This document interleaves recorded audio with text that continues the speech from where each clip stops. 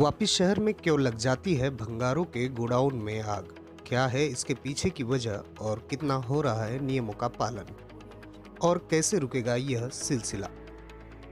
पिछले कई वर्षों से वापी जीआईडीसी तथा छीरी, गाला मसाला एवं बलीठा तथा अन्य कई जगहों पर भंगार के गोडाउनों में भीषण आगजनी की घटना वक्त बेवक्त सामने आई है।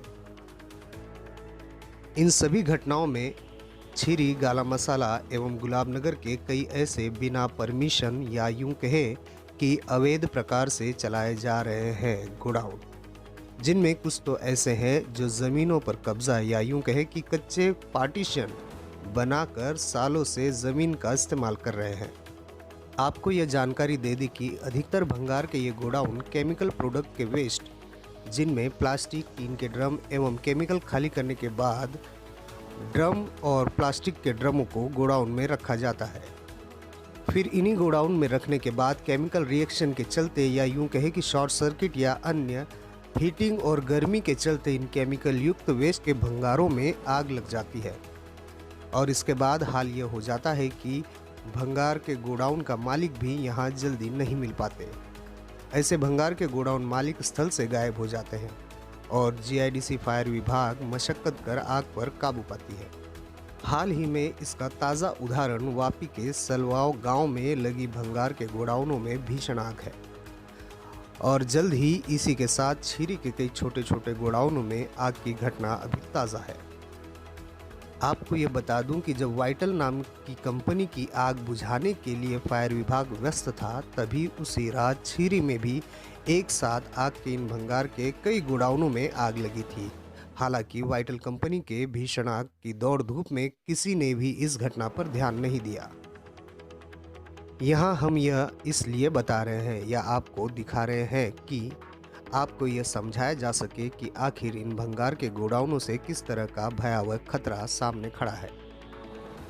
बात करते हैं नवंबर 2018 में डुंगरी फलिया में लगी भीषण आग की, जिसके बाद आसपास के कई रहने वाले स्थानिकों को भी सुरक्षित जगह पर भेजकर पूरे विस्तार को खाली करवाया गया था। इस घटना के बाद कानून भी लागू करवाया गया था, जिसकी खूब चर्चाएं हुई, जिसमें भंगार के गोडाउन मालिकों को अपने भंगार के गोडाउनों का पंजीकरण करवाने से लेकर गोडाउन के साइज और भंगार के प्रकारों के अनुसार सेफ्टी संसाधनों को गोडाउन में रखने और अपने भंगार के गोडाउन की डिटेल नगर पालिका, पंचायत या नोटिफाइड ऑफिस जहां गोडाउन जिस विस्तार में हो वहां के साथ जीपीसीपी को भी इनका परमिशन लेना था। 2018 के बाद आज तक क्या हालत है और क्या सुधार है, यह आप सभी जानते हैं। दरअसल सभी बनाए गए नियम कागजों पर ही सिमट कर रह गए हैं। ना ही इसके बाद किसी अथॉरिटी ने इन भंगार के गोडाउनों का सर्वे किया और ना ही यह देखा गया कि क्या सुरक्षा के संसाधन इनके पास हैं और कितना लीगल भंगार गोडाउन है। ऐसा इसलिए दिखाना पड़ रहा है या बताने की ज़रूरत हो रही है क्योंकि आप समझ सकते हैं कि जहां भंगार गोडाउन है वहीं कई सौ परिवार भी इन्हीं गलियों में या हज़ारों परिवार इन्हीं भंगार के गोडाउनों के आसपास बने इन बिल्डिंगों में रहते हैं। अगर छीरी या गाला मसाला के इन गोडाउनों में कभी भविष्य में आगजनी की कोई मेजर या बड़ी घटना घटित होती है तो सभी परिवार या लोगों की जान के लिए यहाँ पर यह कितना बड़ा खतरा साबित होगा, यह आप समझ सकते हैं कि जिस तरीके से आग लग रही है जो स्क्रैप के गोडाउन है, और हमने देखा है कि छीरी, रामनगर और ये सारे गाला मसाला के एरिया में कई ऐसे गोडाउन हैं जो रास्तों के किनारे भी वो अपना कचरा फेंके हुए हैं। और कई गोडाउन के बारे में हमें हमारे सूत्रों ने बताया कि गोडाउन ही अवैध है। श्री ग्राम पंचायत के अंदर जितने भी भंगार के गोडाउन हैं, करीब करीब हम लोगों ने काफ़ी समय से इन लोगों को नोटिस दिया हुआ है। आगे भी उसके ऊपर कार्रवाई करने की बात हुई थी। और कचरा जो अवैध इन्हीं गलत जगह पे डालते हैं बेकायदे, उसके लिए तो हम लोगों ने नोटिस भी दिया था, उसको बंद भी कराया।